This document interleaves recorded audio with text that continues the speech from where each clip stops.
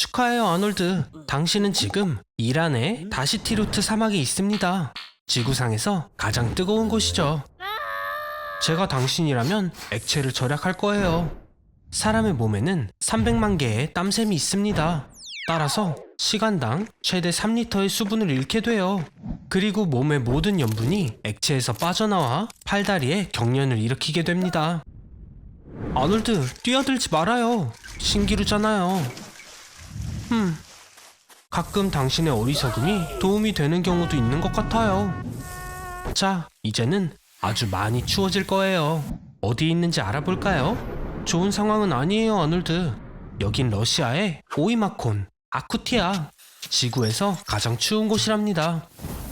여기서 마이너스 71.2도의 온도가 기록되었어요. 이럴 수가. 통계에 따르면 이곳에선 연간 140명이 저체온증으로 사망한대요. 빨리 움직이세요. 사람의 체온은 섭씨 36.6도인데 이렇게 추우면 떨어지겠죠. 그리고 이렇게 당신의 몸은 몸을 따뜻하게 하려고 떨게 될 거예요. 기억력이 사라지게 되고 다음은 정신이에요. 그래도 아놀드, 당신은 원래 상태와 비슷하네요. 그 다음은 따뜻해진다는 거짓 느낌을 느낄 텐데. 아놀드, 정신 차려요. 빨리 일어서지 않으면 죽음이 다가온다고요. 어서요, 아놀드. 할 수 있어요. 아주 좋아요, 친구. 또 어디로 갔을까요? 여기 있었네요. 네, 깨우진 않을게요. 오늘은 너무 많은 일을 겪었으니까요. 잘 자요, 아놀드. 10 hours later. 오늘은 시간이 많나봐요. 그럼 모두가 아는 유명한 게임을 해볼까요? 바닥이 용암이에요. 하지만 진짜 용암이라고요. 멋지지 않나요? 평범한 아이들의 놀이가 세계적인 재앙으로 변했네요. 절대 만지지 마세요, 아놀드. 용암의 온도는 섭씨 1200도에 이른다고요. 주위에 보이는 물건을 사용해서 움직여도 되지만 기억해요. 의자는 3초 만에 타버릴 거고 침대는 5초 만에, TV는 광고 하나보다도 더 빨리 사라질 거예요. 지붕으로 올라가 봐요. 조심, 떨어지면 안 돼요. 용암에 빠지면 모든 신경 종말이 파괴되고 피와 지방이 끓는 심각한 화상을 입을 거예요. 하지만 긍정적으론 용암이 어떻게 당신의 뼛속까지 태우는지 느낄 시간조차 없다는 걸 의미하기도 하죠. 정신 차려봐요. 이런 멍청이. 금속은 언제나 가장 빠르게 가열되는 걸 모르나요? 그래도 진정해요. 떨어져도 익사하는 게 아니에요. 용암은 보기보다 액체가 아니라 직관적으로 콘크리트보다도 밀도가 높다고 해요. 하지만 그 위를 걸으려면 지질학자들이 사용하는 특별한 성면 장화만 있으면 됩니다. 우와, 계속 뜨거워져요. 이 온도라면 바다의 모든 물이 끓고 거대한 생선 수프처럼 변할 거예요. 세계의 마지막 물고기를 구할 때입니다. 하지만 정말 최악은 뜨거운 용암이 아니라 식었을 때 일어나는 일이에요. 온도가 떨어지면 용암은 증기와 가스의 산성 구름을 생성합니다. 그리고 거기엔 인간에게 위험한 작은 유리 입자들이 들어있죠. 걱정 말아요. 곧 전 세계가 하와이처럼 변할 거니까요. 당연히 큰 화산 폭발이 일어난 뒤에요. 아, 꿈이 이뤄졌네요. 하와이에 도착했어요. 네, 바다는 보이지 않네요. 아놀드, 일어나요. 서프라이즈가 있어요. 아놀드의 사회 공포증에 내가 항상 같이 맞서 싸워주는 거 알죠? 그래서 이번에는 사람들에게서 최대한 멀리 아놀드를 떼어놨어요. 정확히 말해 에베레스트 산 꼭대기로 데리고 왔죠. 이 산의 다른 이름은 초모룽마예요. 지구에서 가장 높은 곳이죠. 있기 전에 알려주는데 나한테 5만 달러 빚졌어요, 아놀드. 여기까지 오는 데 드는 평균 비용이죠. 여기서 살아남기 위해선 고급 장비가 필요해요. 왜냐하면 여긴 산소가 거의 없고 아주 춥거든요. 아놀드, 어서 내려가요. 1km는 내려가야 해요. 빨리요, 아놀드. 하지만 천천히 움직여야 하죠. 여기 산소량은 평지의 3분의 1이에요. 에너지를 절약해야 하죠. 산소가 부족하면 뇌가 시간을 잘못 인식합니다. 3시간 동안 5m를 가는 건 너무 느린 거 아니에요? 자, 다행히도 정상에서는 바람이 초속 200m로 불기 때문에 도움이 될 수도 있어요, 아놀드. 3분 만에 8km를 날아갈 수 있다는 거죠. 하지만 조심해요, 아놀드. 바위에 부딪힐 수도 있어요. 럭키네요, 아놀드. 쓰레기통에 떨어졌어요. 에베레스트에 가는 사람들은 산에 쓰레기를 너무 많이 버리고 가서 정부는 쓰레기를 주워오면 1kg당 $2씩 보상해줍니다. 내 5만 달러를 갚으려고요, 아놀드. 아놀드, 숨을 너무 많이 쉬지 말아요. 영하 60도에서는 폐가 건조하기 시작해요. 이런 곳에서 기침을 하다간 갈비뼈가 부러질 수도 있다고요. 아놀드, 미안하지만 이 사람들은 시체를 치울 수 없어요. 불가능하죠. 게다가 시체가 산봉우리의 고도를 표기하기에 얼마나 유용한데요. 아놀드, 그래도 뭔가 유용한 일을 찾아서 다행이네요. 끔찍하게 춥던 곳에 있다가 여기로 와서 정말 행복해 보이네요, 아놀드. 근데 긴장을 너무 풀린 거 아니에요? 아놀드! 산소가 부족해 헛걸 보는 것 같아요. 그리고 누군가 아놀드를 캠프파이어 옆으로 데려다 놨네요. 깨어나서 다행이지만 아직 6km는 더 가야 해요. 집에 갈 만큼의 힘이 남아있는지 아는 것 같은데요. 잠깐! 아놀드, 좋은 생각이 있어요. 마르코 시프레디를 따라 해봐요. 2001년에 스노보드를 타고 에베레스트 산을 내려갔어요. 자, 할 수 있어요, 아놀드. 화이팅! 뼈가 몇 개 부러졌고 동상이 심해요. 그래도 드디어 내려왔어요, 아놀드. 믿어져요, 아놀드. 나랑 같이 고함 질러요. 야호!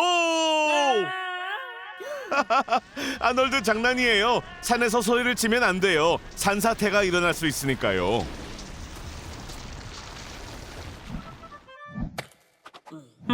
상상했던 거랑은 많이 다르네요. 화산 폭발로 인해 하늘은 짙은 구름으로 가득 차고 인류는 태양이 없이 살고 있어요. 흥미롭네요. 이렇게 얼마나 살 수 있을까요? 10억 명의 사람들이 비타민 D 결핍으로 고통받고 있습니다. 태양이 사라지면 7일 후 인구의 절반이 급성 우울증에 시달리고 암에 걸릴 위험이 75% 증가합니다. 뇌졸중은 32% 증가하고 당뇨병에 걸릴 확률은 2배로 높아집니다. 따라서 통조림 식품이 아닌 비타민을 비축하는 게 좋아요. 태양이 없으면 밖에 살 이유가 없기에 모든 사람이 지하로 이동하여 새로운 삶에 적응합니다.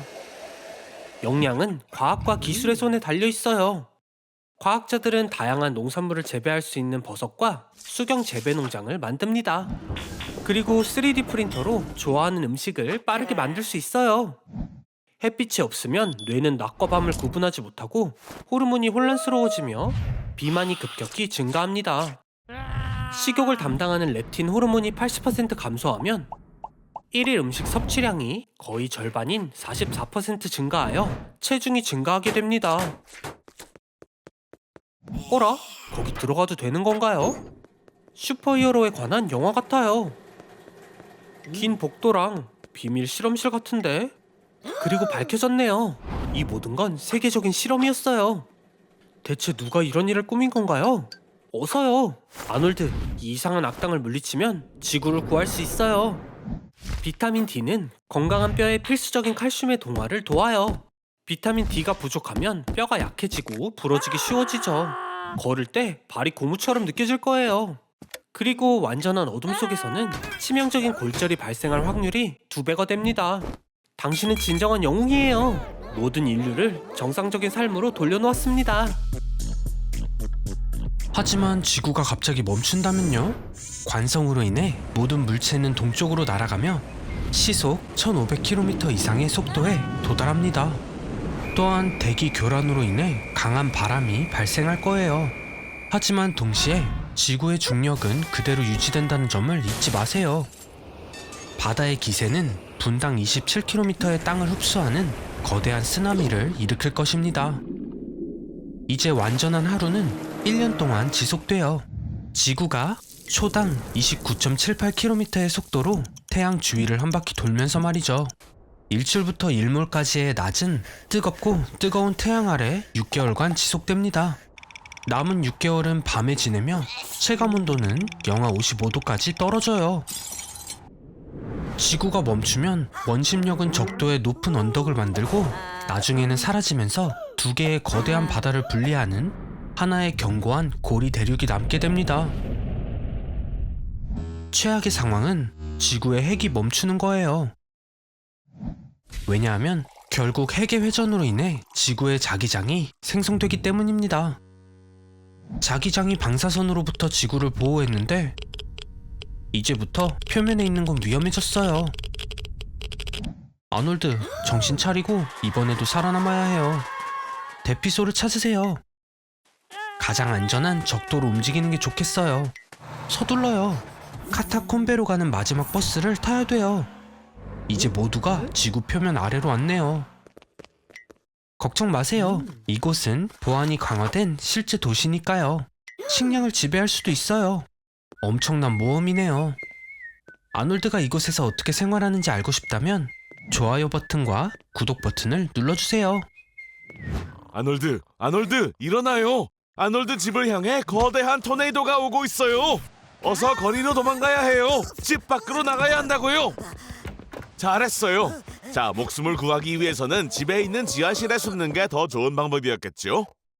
하지만 아놀드가 토네이도 속에 갇히게 되면 어떻게 되는지 구경을 하는 게 우리에겐 더 재밌잖아요. 준비됐죠? 자, 출발! 안에 뭐가 있나요, 아놀드? 가장 큰 토네이도의 너비는 1500m에 달할 수 있어요. 돌아가는 토네이도 속에 갇히게 되겠죠? 미국에는 해마다 1000개가량의 토네이도가 생기지만 그중 몇 개만이 아주 커요. 운이 좋게도 아놀드는 그런 큰 토네이도에 갇힌 거예요. 저압력과 산소 배출에 대해 이야기를 하기 좋을 때네요. 토네이도 속의 기압은 너무 낮아 우리의 폐가 공기에 있는 산소를 충분히 추출하지 못해요. 결국 몇 분 후에는 기절하고 질식하겠죠. 드디어 아놀드 비명을 듣는 게 지겨워지던 참이었어요. 이렇게 산소가 부족한 상태는 산소통 없이 에베레스트 산을 올라가는 경험과 비슷해요. 산악 관광은 가지 않는 게 좋겠어요, 아놀드. 하지만 토네이도 속에서 공기가 부족해 죽을 확률보다는 토네이도 속에 끌려 들어온 다른 물건과 충돌해 죽을 확률이 더 높아요. 그런 거 있잖아요. 나무, 동물, 자동차, 집 지붕 아니면 집 전체 같은 거 말이죠. 초강력 토네이도 주변에 있는 모든 것들은 토네이도 속으로 빨려 들어가 최대 시속 500km의 속도로 회전을 할 거예요. 엄청난 기적으로 물건들과의 충돌을 피하고 산소 공급도 보장이 된 상태여서 토네이도 속에서 어찌어찌 살아남는다고 해도 잊지 말아요. 토네이도가 언젠가는 끝날 거라는 것을. 그 소용돌이에 벗어나는 순간 안심해요. 아놀드를 방해할 사람이 아무도 없는 바다 한가운데에 떠 있어요. 반경 수백 킬로미터 내에 아무도 없다고요. 울지 말아요. 살아남을 수 있게 도와줄게요. 자, 잘 듣고 잘 기억해봐요. 먼저 깨끗한 식수를 찾는 게 우선이에요. 가장 쉬운 방법은 뗏목 위에 모이는 이슬방울을 핥는 거죠. 아니, 그거 말고요, 아놀드. 그건 똥이에요. 하지만 이슬방울이 너무 적어 살아남기에는 부족하겠죠. 좀 더 어려운 방법은 빗물을 모을 수 있는 통을 찾는 거예요. 하지만 비가 오기 전에 죽을지도 모르니까 세 번째 방법을 알아보죠. 가장 어려운 방법이에요. 아놀드는 이걸 하기엔 너무 멍청하지만 여러분은 들어보세요. 통 2개, 봉투, 그리고 추를 이용해서 물 증류기를 만드는 거예요. 바닷물을 큰 통에 닿으면 증발하면서 물이 봉투 중심에 모이게 되고 그 물이 작은 통으로 흘러 들어가게 되는 거죠. 짜잔! 증류된 식수가 준비됐어요. 자, 아놀드 낚시할 시간이에요. 독성이 없어 보이는 모든 것들을 먹어야 해요. 조류, 플랑크톤, 해파리, 그리고 작은 물고기까지 다 평범한 티셔츠 하나로 잡을 수 있죠. 물론 맛은 정말 별로겠지만 아놀드, 지금 불평할 때가 아니잖아요. 바다를 너무 오래 바라보지 말아요. 태양의 광선이 바다 표면에 반사되어 아놀드의 눈을 태워버릴 거예요.